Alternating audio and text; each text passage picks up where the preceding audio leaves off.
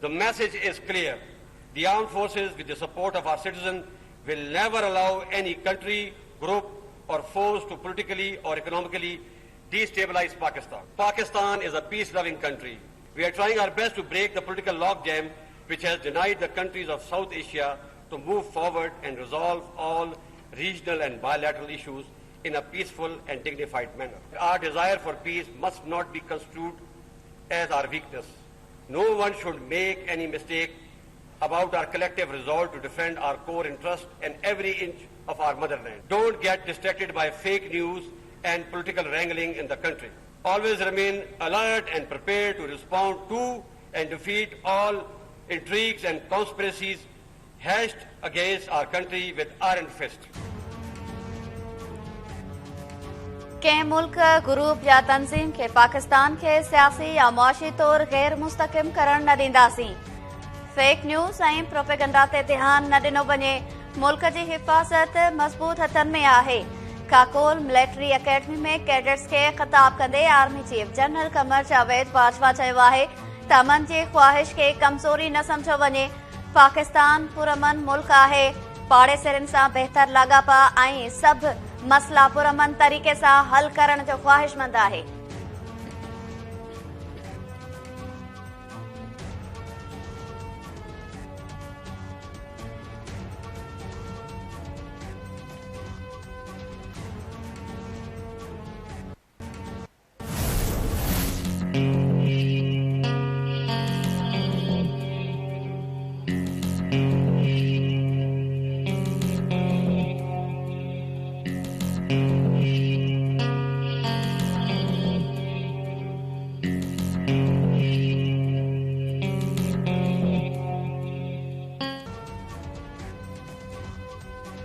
रावलपिंडी जी अदालत घरू वसी राणा सनाउल्ला जा ज़मानत न थियण जोगा गिरफ़्तारी वारंट जारी करे छॾिया।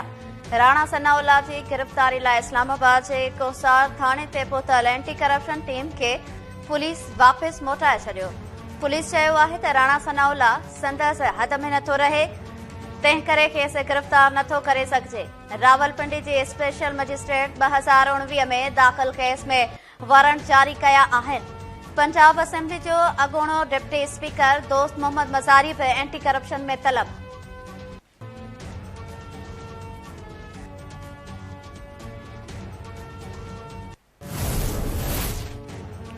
पंजाब हुकूमत जो को बि ख़ौफ़ नाहे। राणा सनाउल्ला सदाईं बहादुरी सां ज़ुल्म जो मुक़ाबिलो कयो आहे। अवाम खे इमरान जो हक़ीक़ी चेहरो ॾेखारण लाइ हर शइ साम्हूं आंदी वञे। दिफ़ा वारे वज़ीर ख्वाजा आसिफ चयो आहे त पीटीआई वारनि मिंथू करे सदर खे आर्मी चीफ ॾांहुं मोकिलियो। सभु सम्झनि था त मार्च ऐं अप्रैल ताईं हुननि छो ऑफर कई आहे। इदारे जे न्यूट्रल थियण सां हिन शख़्स खे वॾी तकलीफ़ थी रही आहे। इमरान जा सभु बयानिया रही विया आहिनि।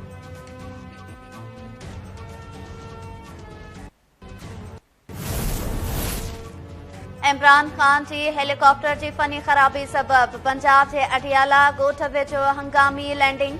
पीटीआई चेयरमैन ऐं संदसि साथी महफ़ूज़ रहिया।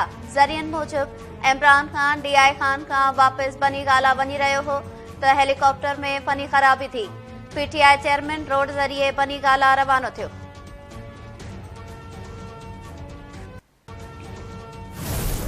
इमरान नियाजी जो आप बात करते थे कि ये पीएमएलएन और पीपल्स पार्टी ये दलाली करती है, इन्होंने छांगा मांगा लगाया, इन्होंने फना किया।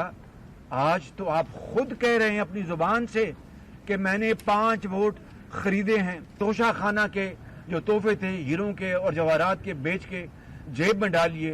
किससे आपने ये हीरे जवाहरात लिए और आपने वो वोट खरीदे? ये कौम को बता दें जरा। कौम ये जानना चाहती है आपसे कि पैसे कहाँ से लिए। आज वजीर आजम हाउस में कोई दुनिया का कोई आता है लीडर, वो 100 बार सोचेगा कि वो आके वजीर आजम हाउस में कोई गुफ्तगू कर सकता है जो कि लीक ना हो जाए। इमरान जी समूरी प्रोपेगंडा ऐं कूड़ पधिरो थी वियो आहे। इमरान खान जी क़ौम ख़िलाफ़ कयल साज़िशी ऑडियो साम्हूं अची वई आहे। ॿियनि ते इल्ज़ाम लॻाईंदड़ पाण ज़मीर ख़रीद कंदे पकड़िजी पियो आहे। वज़ीर आज़म शहबाज शरीफ़ चयो आहे त मरियम नवाज़ मेरिट ते परी थी। इमरान खान ॿुधाए त अलीमा खान ऐं फराह कोकी खे जेका क्लीन चिट मिली उहो इनारो न हो। हेलीकॉप्टर केस, मालम जबा ऐं बिलियन ट्री केस बंद थिया, छा उहो एनआरओ न हो? मरीम नवाज साहिबा ने अपना मुकदमा जो मेरिट पे लड़ा, इस्लामाबाद हाई कोर्ट ने उनको बरियत दी। मोहतरमा अलीमा खान को इमरान नियाजी जब नए नए वजीर आजम बने थे या बनवाए गए थे, झुर्लू और फ्रॉड के साथ एफबीआर ने जो उनको मिस डिक्लेरेशन, जो उनके असासे दुबई में और अमेरिका में छुपाए हुए थे, वो एनआरओ मैंने तो नहीं दिलवाया था उनको। फराह गोगी को पंजाब की एंटी करप्शन ने जो क्लीन चिट दी है, वो एनआरओ मैंने तो नहीं दिलवाया उनको। 3 दिन पहले अदालत आलिया लाहौर हाई कोर्ट ने एक इमरान नियाजी के एक हलीफ को एक ही दिन में क्लीन चिट दे दी, तो वो एनआरओ मैंने तो नहीं दिलवाया उनको। बिलियन ट्री बीआरटी पेशावर में साबित हो चुका है, अरबों रुपए की करप्शन हुई। वो स्टे ऑर्डर जो मिले या केस नहीं चला, वो एनआरओ किसने दिलवाया? वो इमरान खान नियाजी का दौर था।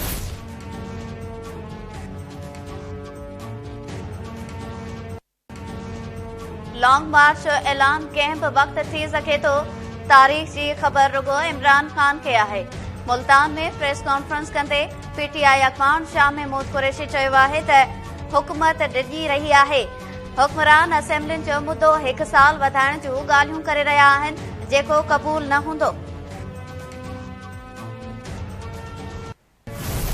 जिन वोटों से इमरान खान को निकाला गया, उसमें से एक भी वोट पीटीआई का नहीं था। इमरान खान की ऑडियो में ये चीज साबित हो गई कि उसने 5 मेंबर खरीदे। मेरा सवाल है, जो 5 मेंबर खरीदे गए वो कितने पैसों में खरीदे गए, वो रकम कितनी थी? एक मुजरिम ने की एक बात सामने आई है कि उसने पैसे लेकर 5 लोगों के जमीर खरीदे। तो मैं अपील करता हूं चीफ जस्टिस सुप्रीम कोर्ट से, इस मुल्क की पूरी अदलिया से, कि फौरी तौर पर इमरान खान के खिलाफ कानूनी कार्रवाई की जाए। सिंध हुकूमत इमरान खान जे ऑडियो लीक जी जांच लाइ जेआईटी जोड़ण ऐं इमरान खान खिलाफ कार्रवाई करण जो मुतालबो करे छॾियो। सूबाई वज़ीर शर्जील मेमून चयो आहे त बेएतमादी रिथ दौरान इमरान पारां 5 मेंबर्स ख़रीद करण वारे मामले जी जांच थियण घुरिजे।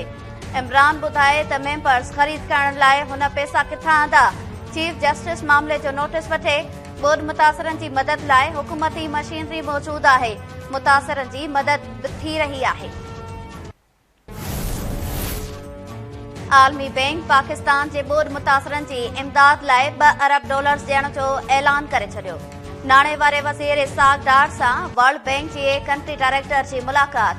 कंट्री डायरेक्टर चयो आहे त आलमी बैंक बोर्ड मुतासिरनि जी इमदाद लाइ $2 अरब रखिया आहिनि। बोर्ड वारी सूरतहाल खे नज़र में रखंदे हलंदड़ साल $1.5 अरब ॾींदासीं।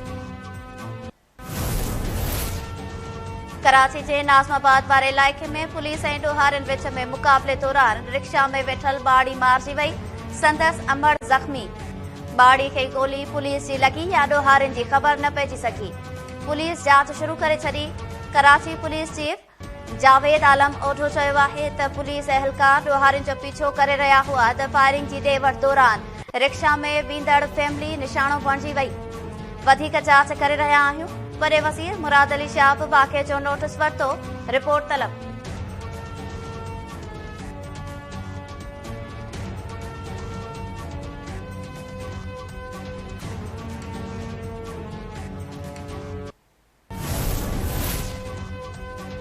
फॉरेन फंडिंग केस में गिरफ्तार पीटीआई अॻवान हामिद ज़मान 2 ॾींहनि जे रिमांड ते एफआईए हवाले। एफआईए हामिद ज़मान खे लाहौर जी अदालत में पेश करे रिमांड वरितो। पीटीआई वरी एफआईए जे फॉरेन फंडिंग केस जी इंक्वायरी खे इस्लामाबाद हाई कोर्ट में चैलेंज करे छॾियो। दरख़्वास्त ॿुधणी लाइ मुक़रर।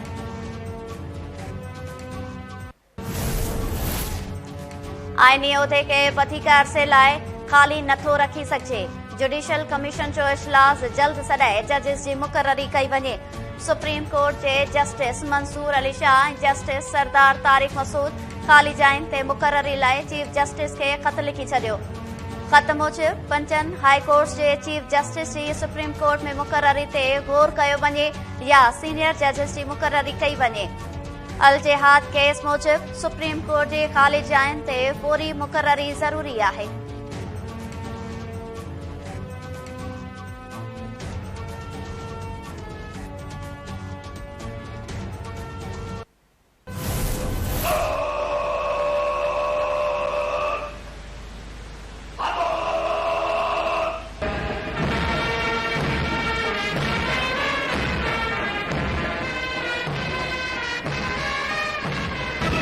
मुखालिफ हवा के चलते हैं, पैर अपने दबा के चलते हैं।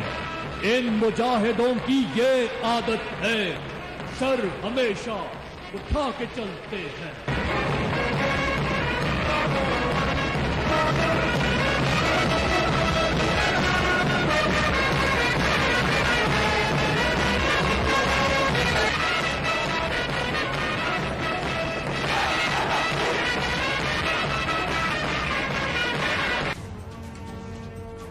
काकोल में 146 पीएमए लॉन्ग कोर्स जी passing out parade army chief general Qamar Javed Bajwa ख़ास मेहमान तौर शिरकत कई ऐं परेड जो मुआइनो कयो। पास आउट थींदड़नि में 65 इंटरग्रेड कोर्स जा कैडेट्स ऐं 20 लेडी कोर्स में 5 बेसिक मिलिट्री कोर्स जा कैडेट्स भी शामिल 24 टेक्निकल ग्रेजुएट कोर्स जी कैडेट्स भी पास आउट कयो।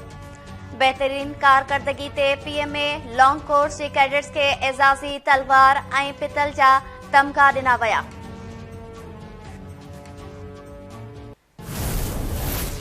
रेलवेज़ वारे वज़ीर ख्वाजा साद रफ़ीक जी सदारत हेठि इजलास ट्रेनुनि ऐं 20 वॾियुनि रेलवे स्टेशन जी सफ़ाई वारे अमल में निजी सेक्टर खे भी शामिल करण जो फ़ैसिलो।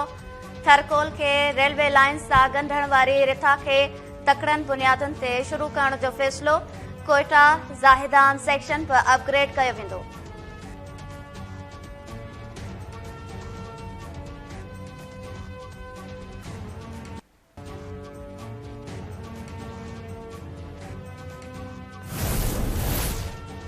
सिंध में बरसातुनि ऐं ॿोॾि सबबि हड़ विञाईंदड़ मुतासिरनि लाइ बीमारियुनि हाञा करे छॾिया।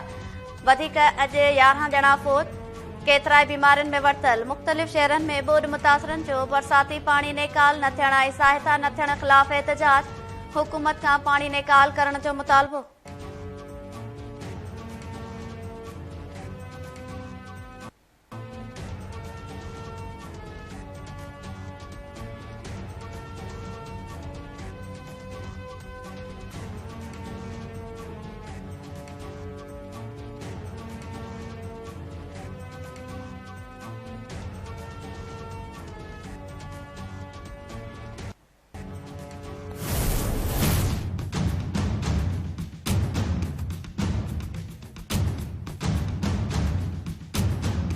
रोड रस्तनि जे हवाले सां हिते मुंहिंजो दुकान आहे, मां रोज़ ॾिसां थो हिते एक्सीडेंट थियनि था, स्कूटर अचनि था, जेके स्कूटर ते लेडीज़ वेठी आहे, रोज़ हादसे जो शिकार थियनि था। हिन रोड जी रिपेयर कराई वञे। शहर जो ई मेन रोड आहे। रोड मोड ख़राब आहे, आवाम तकलीफ़ आहे। अचानक बारिशनि में ॾाढो रोड ख़राब थी वियो, अॻे खां ई किनो थी वियो आहे। असां त ॾिसी ॾाढो परेशान थी विया आहियूं हिते।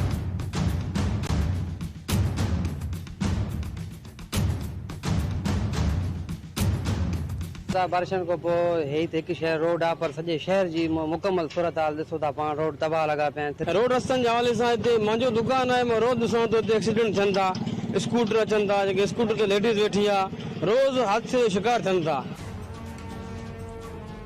बरसातुनि ऐं ॿोॾि जेका बाजे रोडनि रस्तनि जो हुलियो बिगाड़े छॾियो।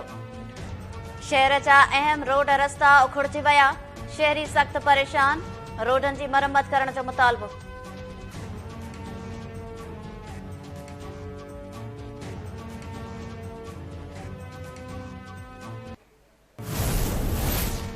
पंजाब जे शहर शेखुपुरा में निंड पियल 8 ॼणनि खे नामालूम शख़्स कुहाड़नि जा वार करे क़तल करे छॾियो। पुलिस जो चवणु आहे त ॻोठ हेचड़ में नामालूम शख़्स मुख़्तलिफ़ हंधनि ते निंड सुतल 8 ॼणनि खे कुहाड़नि जा वार करे क़तल कयो। जवाबदार खे कुहाड़ीअ समेत गिरफ़्तार कयो आहे।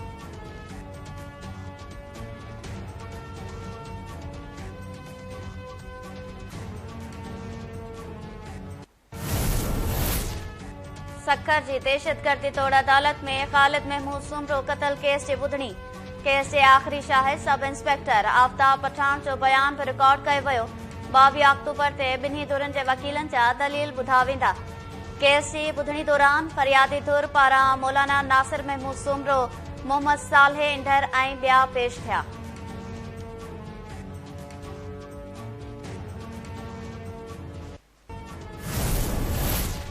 हाला में भिरशिया वासण 6हीं क्लास जी शागिर्दियाणी मुबैना अगवाबाज़ ज़्यादती जो शिकार। शागिर्दियाणी जी अमड़ केस दाख़िल कराइण लाइ अदालत पहुती। एडिशनल सेशन जज निंगरी जो मुकम्मल मेडिकल ऐं DNA रिपोर्ट लाइ तालके इस्पताल खे लेटर लिखी छॾियो। 11 अक्टूबर ते रिपोर्ट पेश करण जी हिदायत।